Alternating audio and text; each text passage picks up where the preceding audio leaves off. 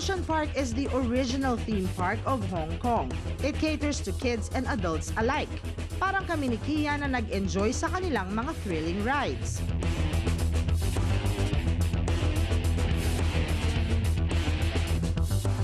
For the thrill seekers, mas bagay sa inyo ang Ocean Park because of their rides na siguradong kakabahan ka. Pero maliban dyan, Ocean Park is also for those appreciative of nature and marine life.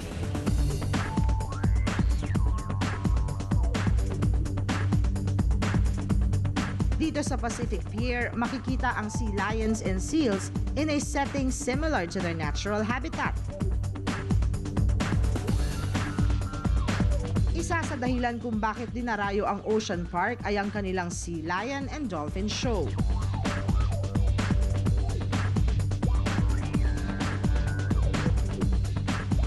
Dito, the kids and the young at heart were all amazed with the unique ability of these cute sea creatures. Bawat trick, bawat galaw, talagang nakakaaliw. Pero ang isang ito, dead malang.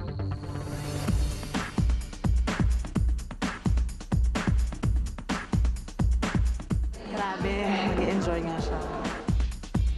Ocean Park never fails to impress their visitors. Another exceptional facility of the park is the Atoll Reef. This is the aquarium. One of the things that you shouldn't miss when you come here to Ocean Park. Yeah, ito talaga yung main event, kumbaga. Talagang... Kaya talaga, ano? parang pangatlong beses mo na sinabi yung main event. Main event. Kanina, it's a show. This is the main event. Oh, hindi na. Ito na talaga yung ano, the big show. No, actually, ito yung collection ng iba't ibang klase ng mga sea creatures. Atoll Reef is home to around 1,500 fishes of 250 species. It has 4 levels of glass-paneled viewing galleries.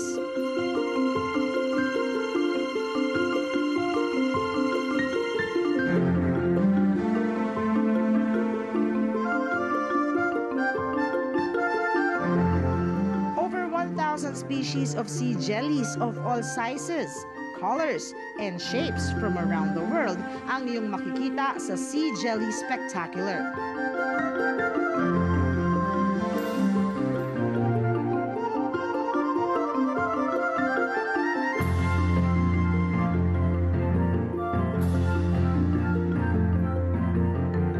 After namin ikutin ang The Summit, bumalik kami ni Kian sa waterfront area ng Ocean Park. After hours of walking, dahil sa sobrang laki ng Ocean Park, dito naman kami magre-relax ni Kat-Kat. Relax. Sa pagod ko at sa gutom. Eh, dito kami magre-relax sa cable car. Yeah, ito yung talagang original transportation ng Ocean Park. Na po ako, napagod, pero masaya in overall aspect. Dito sa waterfront area, kabilang ang Giant Panda Adventure sa main attraction. It is an impressive habitat for the endangered giant panda and red panda. Since last week ng October kami nasa Hong Kong, naabutan pa namin ng month-long Halloween celebration ng Ocean Park. Happy Halloween! Happy Halloween talaga yung ginawa natin. Oo nga eh. Alam mo, pagsapit pala ng gabi, mas nakakaloka ang mga attractions dito sa Ocean Park. Diba? More than 5 yung mga horror houses. Tapos talagang maraming events na naka-in-store. And sasabi nila 1,000 ghosts daw ang lumilibot dito. So, kilalanin ba natin sila isa-isa? Hindi ako natatakot dyan. Yan, ang gusto ko. Ako naman takot sa ganito. Mahina ang loob ko sa mga ganitong klase ng attraction.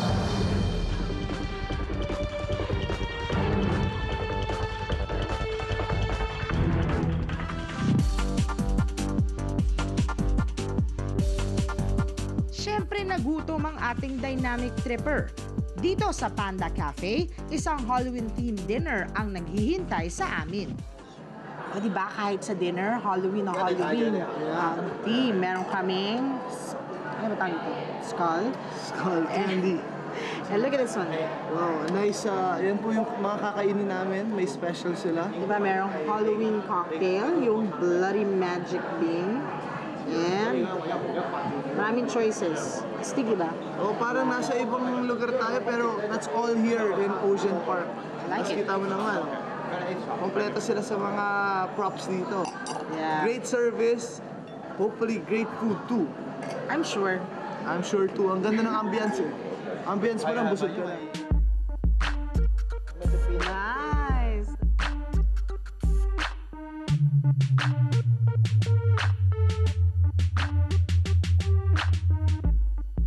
After ng aming adventure ni Kian sa Ocean Park, kinabukasan, pinuntahan din namin ang isa pang must-see destination ng Hong Kong. This time, sa may Lantau Island. Ito, ma-appreciate mo talaga dahil makikita natin yung malaking Buddha na talagang pinagmamalaki nila dito. Malaking Buddha na pinagmamalaki nila. Oo. Actually, marami pong klase ng cable car meron sila. They have the regular one. Ang susubukan po namin ngayon ay yung crystal cable car nila. Yun ang sinasabi Glass mo bottom. na everything is glass. Tapos parang dahil glass yung nasa kapaligiran mo, feeling mo, lumilipad ka. It's my first time here and it's nice naman. Finally, si Kian, meron ng alam. Oo.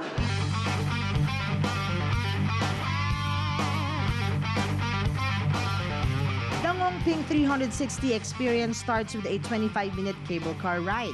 5.7 kilometers ang layo nito. It's a fun ride pero hindi ito pwede sa mga mabilis malula.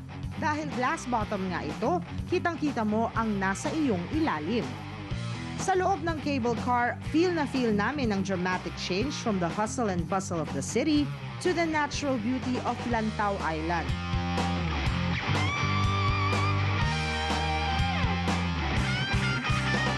The ride also offers 360-degree panoramic view of Ngongping Plateau. At the end of the cable car ride is Ngongping Village. Alam mo, first time ko dito sa Ngongping, mukhang mag-enjoy ako, sobra. Kasi aside from the cable car, meron sila parang little shopping center dito. They have restaurants and of course the usual mga souvenirs nila. Ngongping Village is set on a 1.5-hectare site of Lantau Island. This cultural-themed village was designed and landscaped to reflect the cultural and spiritual integrity of Ngongping area.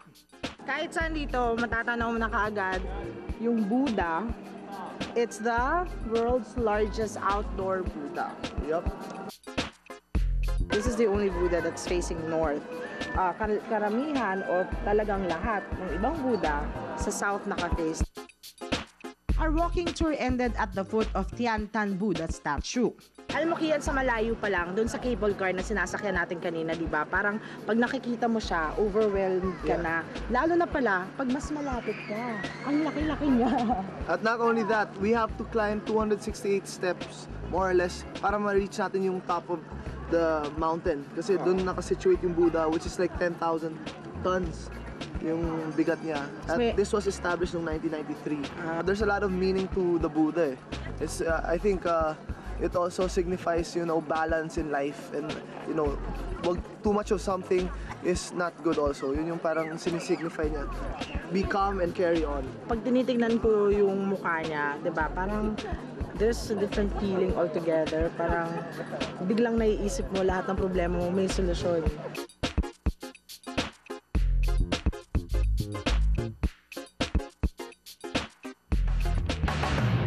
Pero itong si Kian, tila walang kapaguran. Nagsolo na naman ang kanyang destinasyon sa new territories. Malayo man ang biyahe, sulit naman ito para kay Kian. Guys, welcome to the Hong Kong Geo Park. Kung akala nyo nasa Batanes tayo, pwede rin kasi medyo may similarities sila sa landscape. And the nice thing to do here is actually you can go hiking, you can enjoy the spectacular volcanic landscapes. Not only that, as you can see behind me, yan po yung dam na tinatawag nila that protects the High Island Reservoir over there. That's the High Island Reservoir to supply Hong Kong with its fresh water kasi noong 1950s and 70s, nagkaroon sila ng shortage ng fresh water. So they had to make a dam to protect the Pacific Ocean para hindi hindi pumasok yung salt water sa freshwater reservoir. When you go to Hong Kong, usually maiisip mo na puro shopping and it's a financial district. But it's only 1 hour away. You can go to this site and it's like you're not in Hong Kong. Hong Kong Geopark is made up of 8 geo areas. Sa High Island Geo Area, naging interesado itong si Kian. Dito makikita ang mga fascinating hexagonal rock columns.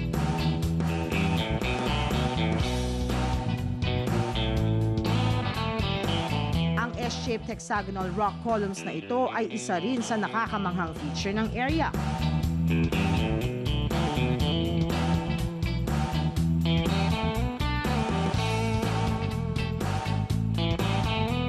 Maging ang mga honeycombs.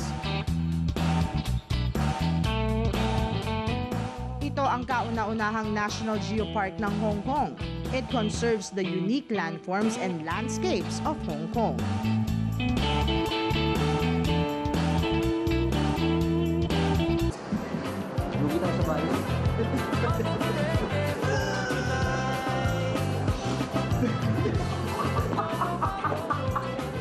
Sa aming pagbabalik, mga successful Pinoy sa Hong Kong ating kamustahin.